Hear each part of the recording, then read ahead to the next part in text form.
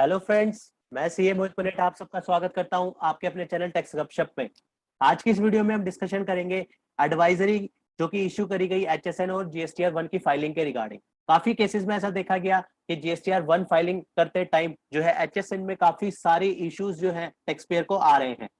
जैसे कि हम सब जानते हैं नोटिफिकेशन नंबर 78/2020 जो कि 15 अक्टूबर 2020 को इशू करी गई थी, उसके रिगार्डिंग जो है उसके बाद मैंडेट हो गया था टैक्स पेयर को एचएसएन डालना, जो कि 1 अप्रैल 2021 ऑनवर्ड्स उसको हर टैक्स इनवॉइस में जो है अपना एचएसएन डालना होगा और कॉरेस्पॉन्डेंटली जो है वहां पे रिपोर्ट करना था जीएसटीआर 1 में। लेकिन जैसे ही जीएसटीआर 1 में एचएसएन के टेबल नंबर 12 पे जो है जो है वैल्यूज डालने के लिए जो है ड्रॉप डाउन ऑप्शन के को यूज करते टाइम जो है काफी सारी जो है वहां पे प्रॉब्लम्स जो है का सामना कई केसेस में करना पड़ा। They have been further stated that they are facing issue in adding the required HSN detail in table number 12 and filing the statement of outward supply in form GSTR 1 of July 21.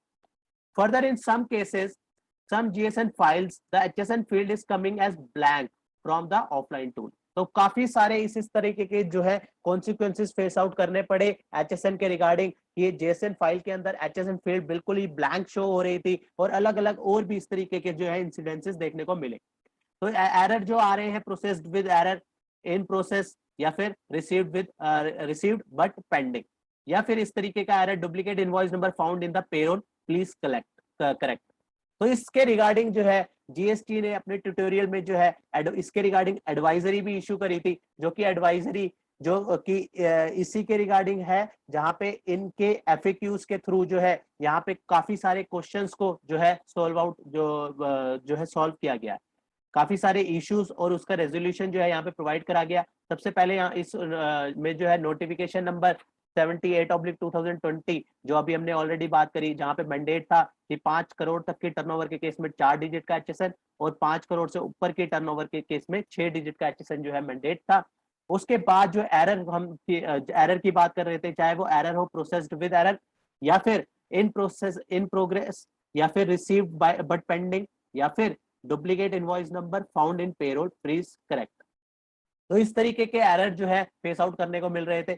उसके अलावा अगर हम HSN की बात करें तो HSN related issue leading to error message. तो ऐसे केसेस में जो है टैक्स पेयर को कहा गया कि एचएसएन जो है सर्च एचएसएन के अंदर जाके जो है एचएसएन को सर्च कीजिए, क्योंकि कई बार इसके रिगार्डिंग इवन क्लैरिफिकेशन भी इशू करी गई है, क्लैरिफिकेशन रिपोर्टिंग 4 डिजिट और 6 डिजिट एचएसएन।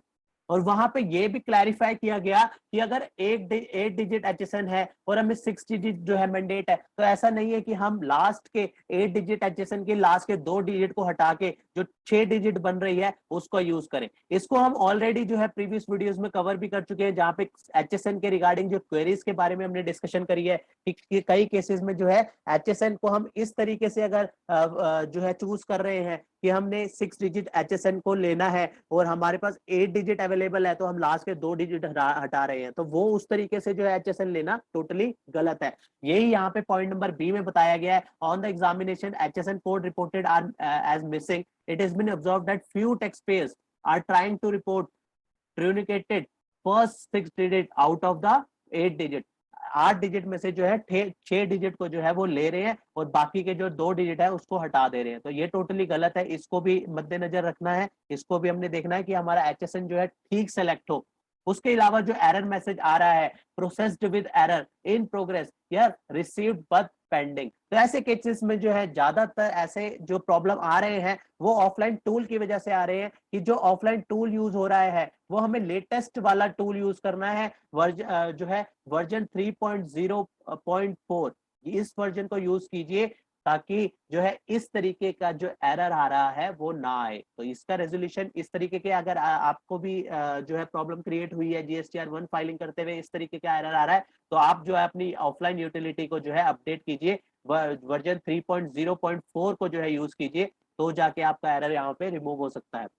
तो एरर मैसेज अगर आ रहा है आपका duplicate invoice number found in payload please correct, तो ऐसे केसेस में देखो इनवॉइस और डेबिट क्रेडिट नोट जो है यूनिक होना चाहिए पूरे फाइनेंशियल ईयर के अंदर। तो ऐसे केसेस में कई बार जो है ये प्रॉब्लम क्रिएट होती है, जब फाइनेंशियल ईयर चेंज होता है तो वहां पे सीरीज का क्या इंपैक्ट पड़ रहा है तो वहां पे वो चीज देखना बहुत ज्यादा जरूरी है। तो अगर ऐसे केसेस में जो है हमें अपनी सीरीज को देखना होगा कि हमारी पिछले साल की क्या सीरीज चल रही थी, क्या हमने जो कमिंग फाइनेंशियल ईयर, जो नया फाइनेंशियल ईयर है, क्या उसमें हमने अपनी सीरीज में क्या मॉडिफिकेशन करी है, तो वहां पे कोई एरर तो नहीं है। तो वहां पे यही यहाँ पे रेजोल्यूशन में बताया, it is requested this kind to check may be exercise by the tax payer और बाय द ऑफलाइन टूल। तो अगर इन चीजों को यूज करने के बाद भी कोई एरर रह जाता है तो वहां पे उस केसेस में जो है इस एडवाइजरी में कहा गया है कि इसके रिगार्डिंग जो है आप टिकट रेज कर सकते हैं। उसके लिए आपको यूज करना होगा http://selfservice.gstsystem.in।